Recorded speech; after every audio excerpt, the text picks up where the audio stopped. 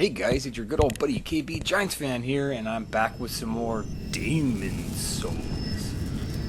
This particular video here is very simple. All it is kind of understanding the basics before I really go into this game and attempt the next area. So that's what this is. Just some straight up basics. This game is a lot more than just see demon, kill demon. Okay, it's very complex. So let's get started. Our status screen. This is where we will be leveling up our character. You see on the left we have vitality, intelligence, endurance, strength, blah blah blah blah blah. So level 1. We're not able to upgrade our character yet. So as soon as we are able to do that, I will get into that more. This also shows your right hand weapon damage, your physical defense, blood resistant, resistance to various status effects. This is how you check the damage, the condition of your weapon, the weight it carries, and your catalyst, which you will need for magic. You need another item as well if you'd like to cast miracles. So there's magic and there's miracles. You got a shield. And weight, weapon weight, and burden is a very big deal in this game. Because if you weigh more than a certain amount, I think it's 25%, you will start to move slower and roll slower. Once you get to 50%, it gets even worse. And for me personally, I like to keep my weight down. As light as possible is what I want to be, so I can be as fast as possible. That's just my style. So anyhow, we'll get into that more later. And there's your rings. We're allowed to carry 2 rings at all times. Each one has a special power, so I'll get into rings as we collect more of them. This one recovers magic. Our magic force for slightly regenerates over time. So it's kind of useful. It's all we got anyway right now. So we might as well use the damn thing, right? I mean, come on now. And that's basically your inventory. When you want to level up the damage output of weapons, or let's say increase defense, you have to use Blacksmiths, and it's a very complicated system with how we level up our weaponry and level up our armor. I will get into it in detail as it comes up. We already have the Blacksmith. There's more to it than that, and I'm just kind of running around showing you basic rolling. See how I rolled fast? If I'm to weigh more, to put on like a suit of armor like a knight, I will not move fast. I will roll. I'll kind of look like a fat slob. I don't mean that any offense if, like a fat, if you're overweight or anything. I don't mean that mean. I'm just talking like a big fat roll. That's what they call it, the fat roll. I mean, that's what internet jargon calls it. So, sorry guys, I didn't mean any offense by that, by the fat roll. That's just what it means. That's just what everyone calls it. So, living up your character, blah blah blah. Magic is okay. If you want to regain health, you've got to eat grass. There's multiple types of grass. You can see at the bottom left of my bottom left-hand corner of my menu, I have crescent moon grass. That's the weakest one. Grass you can carry. It's got weight to it though, which does also account for your character. So you have grass and spice and like lotuses and things. To grass gives you energy back, and spice is for magic power, and other items are for status effects. And world tendency, I'm not really going to get into this too much because I'm not even going to bother with it. The lighter it is means you're good. The darker it is means you're bad.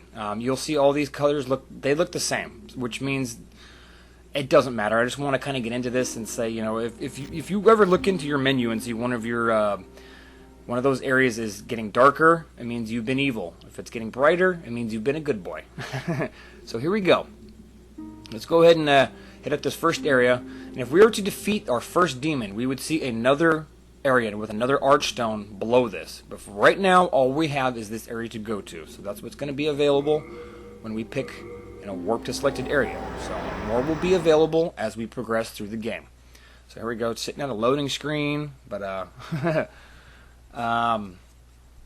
basically, yeah, this game, there's lots and lots of stuff I gotta go over. If you see like blue ghost looking characters, no, I shouldn't say blue, more like clear, running around, it means it's actually physically another player playing the game if you're online. If you see a red one, that's bad. The online in this game is very simple. If you've never played Demon Souls, never played Dark Souls, as we watch a dragon come swooping in, of course, right off the bat. They gotta scare us a little bit, don't they? So there you go. Spoiler alert. Spoiler alert. Spoiler alert. There's a dragon here. yeah, basically, you can invade other people's worlds in this game. This game is completely online. If I'm playing online and my soul level is near yours, there's a certain range. You can either invade my game and attempt to kill me, or you can use this particular item where I could summon you to help me. So that's basically how the multiplayer aspect of this game works. You either help other players, or you try to kill them. That's really all there is to it. So let's get into a little bit of a combat. Now, this is the first area of the game, but don't look into this too much, folks, because I'm not really going to be fighting.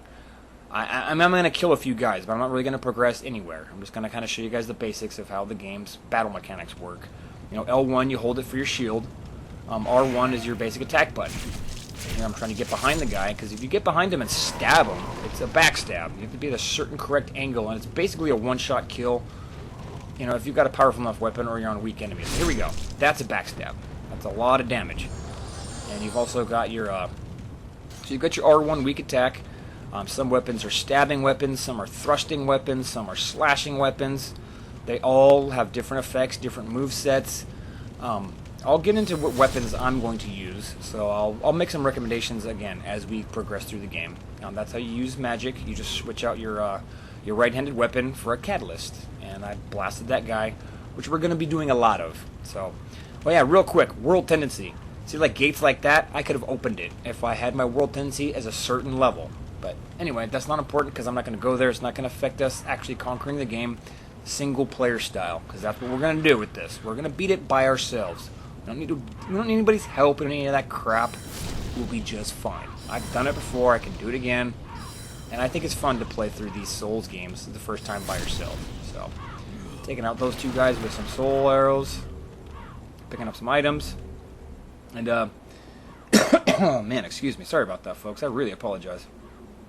What else do I have to go over? Messages. You will see little, orange messages. You probably saw them when I was playing the Journey to the Nexus. Those are left by other players or developers to give you tips.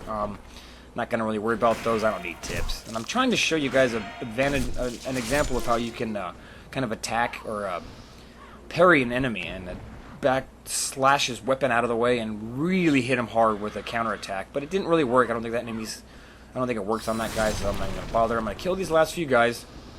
I'm going to talk about shortcuts and archstones, how those work. Now I'm getting this guy here. Okay, I think all the enemies in this area are done. There's a guy over there to my left, but if I don't go far enough, he's not going to get aggravated to my presence, so I don't care. I'm going to leave him there. Now you see this big gate behind me. That's actually where the first demon boss, that's his lair right there. But we're going to have to open up some areas. And as you see this gate here, if you actually can open up that area, even if you die, it will remain open. So that's how shortcuts in this game work. And that's pretty much, I think, it for the basics. I can't think of much else I can go over. I just really wanted to get this out there, get the basics down, so hopefully you guys understand how this game works. If you've never played a Demon Souls before, if you've never played Dark Souls, because this is quite different than Dark Souls as well. It's got some same mechanics, but the game doesn't work the same. So from that stance, one last thing. If you ever want to travel back to the Nexus and kind of regain, get yourself back together because you're not feeling it, go back to an Archstone. And there will be multiple Archstones we will open up as we go through. But remember, anytime you hit up an Archstone, the enemies respawn. Peace out, guys.